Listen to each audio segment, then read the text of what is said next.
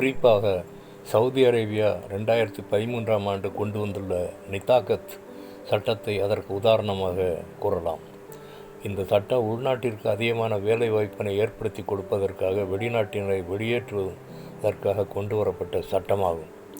இதன் மூலம் சமாதானம் அல்ல பகைமையே ஏற்படும். தனிநபரின் சமாதானத்தை பொறுத்து தான் ஒரு நாட்டின் சமாதானம் இருக்கிறது.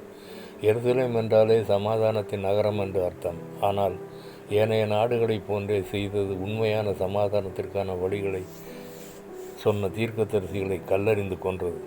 ஆண்டவர் இயேசு அவர்களை வன்மையாக கண்டித்து இது சமாதானம் அடையும் முறையல்ல என்று கூறுகிறார். மனித சக்தியினால் சமாதானத்தை ஒருபோதும் பெற முடியாது. ஆண்டவரோட மெய் சமாதானம் முற்றிலும் இலவசமானது. சூழ்நிலைகளுக்கு ஏற்ப ஒரு நாளும் மாறாது. ஒருவரும் அதை பறித்து கொள்ள முடியாது.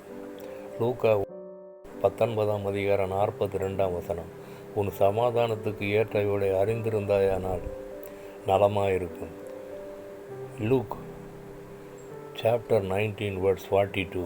If you know this day the things which belong to thy peace, it will be good.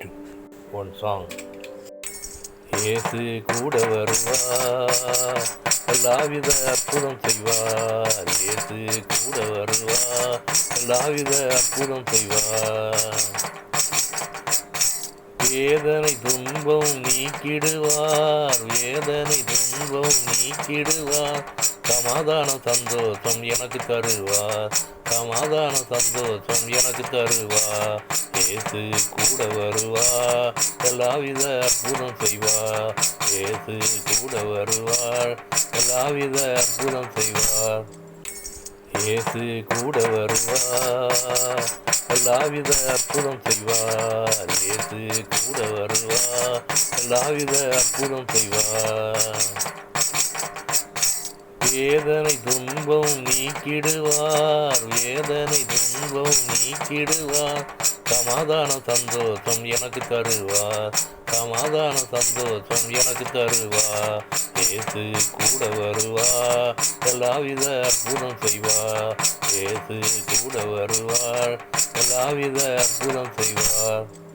இயேசு கூட வருவார், எல்லாவித அற்புதம் செய்வார். இயேசு கூட வருவார், எல்லாவித அற்புதம் செய்வார். ஜெபம்.